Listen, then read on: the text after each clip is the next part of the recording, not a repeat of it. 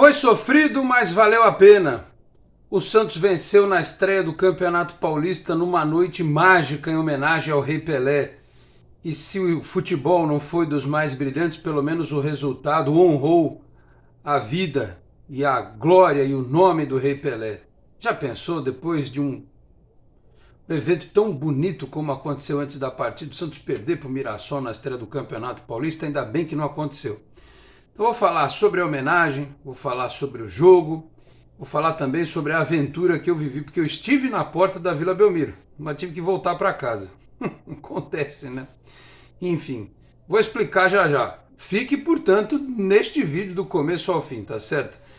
Fala pessoal, tudo certo? De volta para mais um vídeo aqui do nosso Canal 10, analisando, portanto, a vitória do Santos de virada sobre o Mirassol por 2-1 na abertura do Campeonato Paulista. Falo aqui em nome de Peter Leandro e Dani Haddad Fisioterapia. Quer ter mais qualidade de vida e ficar livre das dores? Então entre em contato com o Peter ou com a Dani pelos telefones 13 997040944, 13 997827308, com esse trabalho também pelo Instagram, @Peter Leandro e Dani Haddad. Também a Exatec Informática, na Senador Feijó 686, sala 1820, no Blue Office. O site é o exatecinformatica.com.br, telefone 13 30 20 18 77. Conheça mais da Exatec também nas redes sociais. Se você chega agora aqui no Canal 10, peço para que se inscreva, ative as notificações, deixe o like, que também é importante. Se quiser, torne-se membro do canal. Dizer que tá um calor desgraçado em Santos, gente do céu. Falaram que depois desses dias aí de dezembro e janeiro mais frescos, né, que fevereiro vai ser um negócio bravo, né? Começar o vídeo, mandar um abraço pro Luiz Baroni, que eu conheci, que veio da Austrália, tá no Brasil, veio ver o jogo do Santos. Conheci ele na Vila Belmiro.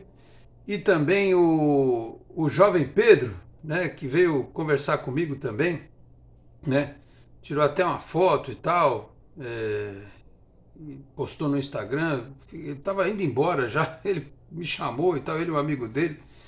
E fiquei bastante feliz pelo carinho aí, tá bom? Um abraço para você, Pedro, ele que é de São Paulo, desceu a serra para ver o jogo aí. Aliás, a Vila Belmiro estava linda do lado de fora, mas estava com problema também. Eu vou contar a história rapidinho aqui para vocês, que assim, eu já tinha avisado que eu não tinha conseguido ingresso para ir no jogo, né? E eu não sou muito fã de dar carteirada para entrar na partida, enfim, quando eu vou torcer. Mas aí eu consegui, uma pessoa me entrou em contato, consegui uma carteirinha tal para ir no jogo, né? O produtor não podia porque ele tinha uma festa, aí ele até levei minha esposa. Aí cheguei lá, infelizmente, tava uma fila enorme, um monte de gente com carteirinha com problema e tal, né? Encontrei até o meu amigo Fernando de Gaspar, encontrei o Paulo Schiff, Dr. Rodrigo Zogaib estava na fila, um monte de gente na fila lá para tentar resolver. Alguns resolveram, outros não, né? Eu não consegui resolver, aí tive que vir embora para casa, frustrado por não conseguir entrar. E também porque eu não ficaria no entorno, porque eu sei que, aliás, enquanto eu estava lá, o que passou de gente oferecendo ingresso era uma grandeza, né? E aí, quando chega perto do jogo começar, fica até mais barato, você compra do cambista, mas eu não vou alimentar esse tipo de contravenção. Então eu vim embora, vim assistindo pelo YouTube na volta, né? Ainda cheguei em casa com 5 minutos do primeiro tempo, consegui assistir a partida toda pelo YouTube. E a homenagem vi pelo caminho, né? E depois, quando cheguei aqui, depois de assistir o jogo, eu assisti a coletiva do Odair Hellmann e revi toda a homenagem para vir aqui no vídeo falar com mais propriedade. Que festa linda! Primeiro o Santos com o uniforme, com a marca dos patrocinadores só em relevo assim, né? Sem as cores originais, então a camisa do Santos toda branca, com a coroa, com as estrelas. Eu até postei a foto, muita gente falou, pô, cadê as estrelas? É que a foto estava numa qualidade um pouco baixa, mas as estrelas estavam lá, junto com a coroa do Rei Pelé. E os números dos jogadores, né, somados, divididos ou diminuídos, que davam sempre o número 10, né, e repito, toda a branca camisa do Santos, um uniforme maravilhoso, espero que coloquem à venda, e bem que podia ser sempre dessa forma, né, mas é uma pena, o patrocinador paga, ele quer destacar a sua marca. Então o Santos teve esse detalhe do uniforme, né, e claro, todo o evento de luzes, né, com as projeções, com o trono no centro da Vila Belmiro, e aquela imagem linda e histórica do Manuel Maria, que era o grande amigo do Pelé, carregando aquela coroa gigante, junto com ele Clodoaldo, junto com ele Lima, e o Edu que não conseguiu vir ao enterro, né, e estava muito emocionado no final. O Edu que foi o herdeiro do Pepe, né? Depois que o Pepe parou, o Edu começou ali na ponta esquerda a fazer uma grande dupla com o Rei Pelé. E teve o espetáculo das arquibancadas com as luzes dos celulares, teve os balões que foram soltos antes da partida, as bandeiras, o minuto 10 que aconteceu no primeiro tempo, né? Todas as homenagens. Foi muito bonito mesmo. Eu até dou parabéns para quem conseguiu entrar, para quem conseguiu assistir. Fiquei com uma pontinha de tristeza de não ter conseguido entrar, mas enfim, faz parte, né? Faz parte. Bom que você que foi conseguiu ver, quem pôde ver pela televisão, pela internet, né? Pelo YouTube, que dá para projetar na Smart TV ou pelo Premiere, valeu muito a pena o espetáculo. E tudo isso não poderia terminar, porque seria lindo, mas ao mesmo tempo seria triste se o Santos não desse de presente para o Pelé uma vitória no jogo contra o Mirassol. E a gente sabe, primeiro jogo de temporada, a questão física diferente, os times do interior treinam muito antes, né? Vocês veem, o Palmeiras, que é o campeão brasileiro, foi jogar contra o São Bento em casa e empatou 0-0. O Palmeiras, que optou por não gastar com grandes contratações, porque já tem um grande time, subiu lá o menino Hendrick e foi 0-0, empatou com o São Bento em casa, né?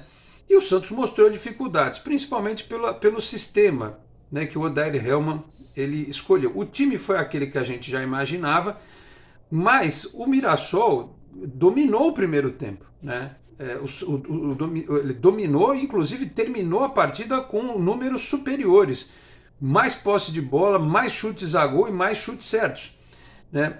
E é natural, porque os times do interior, como eu disse, todos eles trabalham antes, né? O Campeonato Paulista é um termômetro muito forte para a temporada, porque é o estadual mais difícil de jogar. Os times do interior têm muito investimento, alguns já são até SAF. Estava vendo até o jogo da Lusa do Canindé à tarde, que perdeu para o Botafogo, que é time do grupo do Santos, né? A Lusa está discutindo aí virar SAF também. Então tem muito time com investidor, tem muito time com estrutura, com CT e tal. Time que sobe para a Série B, time que faz campanha boa, que nem o Ituano quase subiu da Série B para a Série A do Campeonato Brasileiro. Então é um campeonato muito difícil, o Campeonato Paulista, né? A gente sempre tem que levar isso em consideração. E o fato dos outros começarem a treinar muito antes. Mas, independentemente de qualquer coisa, há o detalhe de que já no amistoso contra o São Bernardo, a sensação que tinha dado é que a defesa tinha ficado muito exposta. Sem o Rodrigo Fernandes e com os 4 atacantes, mesmo que posicionados eventualmente como 3 meias, e trocando de posição, porque a gente viu muito acontecer isso. Teve um momento do jogo em que o Ângelo dobrou com o Soteldo de um lado, o Mendonça dobrou com o Ângelo do outro, o Mendonça e o Soteldo trocaram de posição, mas no segundo tempo isso foi mais evidente. Mas ficou claro que o time teve uma dificuldade de encaixar a marcação, de aproximar as linhas. E foi assim que o Mirassol abriu o placar. Um buraco na frente da área, né, no setor do Zanocelo, né, ele não conseguiu acompanhar ali. O rapaz, o Danielzinho, chutou de fora da área e o João Paulo engoliu um peru, né? Um piruzinho engoliu. Foi uma falha do João Paulo. Claro que a bola pingou antes, e isso mata o goleiro, né? É difícil para o goleiro ali. Então, assim, piruzinho, não pode dizer que foi um piruzaço, mas a bola pingou e também o goleiro tem sua dificuldade de reflexo, como qualquer jogador de linha. Então, a bola pegou daquele jeito e o João Paulo engoliu. Ainda bem que no segundo tempo ele salvou, né? Também, senão o João Paulo Santos tinha tomado a virada, aí não sei o que poderia acontecer. Ele fez uma defesa espetacular, o cara não estava impedido, saiu na frente dele, ele fez uma defesa típica de João Paulo. Então ele meio que se redimiu, né? Se falhou no gol, salvou o Santos de tomar o segundo e perder a partida. No segundo tempo, o Odair Hellmann, que tinha uma missão que era vencer na estreia da temporada depois de 4 anos. A última vez tinha sido 2019. Então o Santos, desde então, não tinha vencido em estreia da temporada e no Campeonato Paulista, que é sempre quando começa a temporada. E ele tinha a missão de fazer o Santos virar contra um adversário bem montado, que estava em condições, né, de buscar o resultado. Naquele momento o Santos já tinha empatado, né? É bom lembrar, tem que alinhar a linha do tempo aqui, né? Porque uma jogada do Soteldo caiu do céu, né? A bola bate na mão do cara do Mirassol e o Marcos Leonardo bate e faz 1-1. Mas o Mirassol jogou melhor o primeiro tempo e ele, o Odair Hellmann, tinha que ir para o intervalo com a missão de fazer alguma coisa para o time voltar com outra postura, porque senão ia continuar sendo pressionado. E podia tomar gol, podia perder a partida em casa, que ia ser uma hecatombe. E o empate já era muito ruim, porque o Santos empatou muito na última temporada, perdeu muito ponto em casa. E mesmo jogando mal, tem que ganhar na Vila Belmiro. Isso é ponto pacífico. Enfim. E aí ele volta com o Sandri no lugar do Zanocelo. Ele poderia ter voltado, talvez sem um dos atacantes, e com o Carabarral no meio, para dar uma reforçada. Mas ele, pelo que eu entendi, porque eu assisti a coletiva depois, ele vai insistir neste jeito de jogar, neste formato. O Sandri deu uma melhorada. Primeiro porque o Sandri tem mais mobilidade do que o Zanocelo, né? E tem um passe um pouco mais... A questão do passe longo dele é um pouco melhor. O Sandri tem um pouco mais de mobilidade, então ele deu uma equilibrada ali, deu uma melhorada. O Dodge estava claramente sobrecarregado naquele setor, então ele fez uma parceria ali, conseguiu dar um respiro, né, pro meio de campo do Santos. E o time melhorou. O time melhorou. Teve momentos em que ele tomou um susto ou outro, mas teve momentos em que a equipe chegou no ataque. Ainda lá no primeiro tempo teve uma bola, acho que foi o Lucas Pires que chutou, né? A bola sobe, bate na trave e tal. Acho que talvez tenha sido a melhor chance além do pênalti, claro. E aí houve o desgaste natural, né? O Odair até falou na coletiva, os jogadores sentiram o peso da responsabilidade do jogo, porque era um jogo que era importantíssimo vencer pelo caráter histórico da partida, pela homenagem ao Pelé. E aí no intervalo ele disse que conversou com os caras, vamos jogar com calma, vamos acalmar, vamos tentar aproximar mais. Está lá na coletiva, na Santos TV, né? Enfim, e o Santos jogou um pouco melhor no segundo tempo, longe de ser a atuação que a gente gostaria de ver do time. Mas percebam que com as alterações, muita gente torceu o nariz pro Camacho e tal, mas ali a gente tem que entender que o Dodge já devia estar um pouco mais cansado também, porque a estreia tá muito calor, ainda tá em Santos, muito calor. Pro João Lucas também, aí entrou o Natan, acho que foi ali mais uma recomposição, né, de fôlego. E aí não dá para reclamar muito, porque são as opções que tem, a gente pode reclamar por não ter outras opções, mas são as que estão aí. Mas eu imagino que esse time com o Rodrigo Fernandes seja um pouco mais compacto, porque vai ter alguém com mais pegada para marcar no meio de campo. E o Rodrigo Fernandes é o nosso melhor marcador, melhor que o Sandri, melhor que o Zanocelo, enfim. E aí ele faz outras alterações. Ele coloca o que o Santos começou com João Paulo, João Lucas, Maicon, que continua com uma mania de ficar dando chutão para frente o tempo todo. Eu não gosto disso. O Maicon se mete a dar uns lançamentos lá e o Santos perde muito a bola com isso. Bauerman, Lucas Pires, Dodge, Zanocelo, Soteldo, Ângelo, Marcos Leonardo e Mendonça. Aí as substituições. Entrou o Natan no lugar do João Lucas, entrou o Camacho no lugar do Dodge, entrou o Sandri no lugar do Zanocelo. E aí as duas substituições, que eu até fiquei meio assim, falei, porra, mas deram certo. O Lucas Barbosa no lugar do Ângelo, o Ângelo teve alguns momentos, alguns brilharecos na partida, mas ainda está longe do ideal. Eu começo a achar que talvez para o Ângelo, ele talvez tivesse ter ficado um pouco mais de tempo na base, né? A gente tem uma expectativa muito alta em cima do Ângelo. Mas enfim, ele também vai aprender a cada dia, vai melhorar. A gente também não pode colocar a culpa nele, porque o time inteiro não fez uma partida brilhante, mas ele teve alguns bons momentos, né? E ele vai crescer ao longo da temporada. Aí entrou o Lucas Barbosa no lugar dele, e entrou o Lucas Braga no lugar do Mendonça. Numa jogada em que o Lucas Barbosa começa no meio, inicia a construção pelo meio, dá no Soteldo, o Soteldo levanta, corta e inverte a bola. Ele olha o Lucas Braga entrando e o Lucas Braga faz o 2-1, a virada do Santos. O Soteldo, apesar das dificuldades, de algumas críticas durante a partida e tal, ele foi o cara que resolveu para o Santos. Ele cavou o pênalti e ele deu o passe para o Lucas Braga fazer o segundo gol. Teve 2 lances de pênalti. Um em cima do Marcos Leonardo, eu achei que foi muito mais pênalti do que o lance do que ele deu no final, né? A bola na mão. Aliás, vamos falar aqui bem baixinho, o seu Luiz Flávio de Oliveira também foi amigão, porque aquela bola do Maicon, aquilo foi pênalti, né? Vamos combinar. Eu achei que foi, ele pisou no pé do cara dentro da área. Só se tiver algum outro ângulo que me prove o contrário. Eu não gostei muito da atuação do Maicon, não. Mas ali ele foi nosso amigão. E aí ele dá deixa de dar o pênalti no Marcos Leonardo, que eu achei que foi, né? E dá aquela bola, a bola parece que bate. Eu também não sei se o ângulo da câmera não ajuda, mas parece que bate no tronco do cara e tal, mas ele deu o pênalti. Aí o Marcos Leonardo foi lá bater. Porra, tá 2-1. É um dos últimos lances da partida. A torcida, o jogo em homenagem ao Pelé. Sabe, eu acho que o Marcos Leonardo é um menino que quer ser artilheiro do Campeonato Paulista. O Soteldo pediu para bater. Por que não deu pro Soteldo bater o pênalti, rapaz? Deixa ele bater. Você não precisa bater todos os pênaltis. Até porque eu acho que o Marcos Leonardo precisa melhorar em questão de cobrança de pênalti. Ele faz alguns em que ele chuta, o goleiro, a bola passa por baixo do goleiro, ele chuta no meio do gol. O primeiro ele bateu muito bem, mas ele ainda não é um exímio batedor de pênaltis.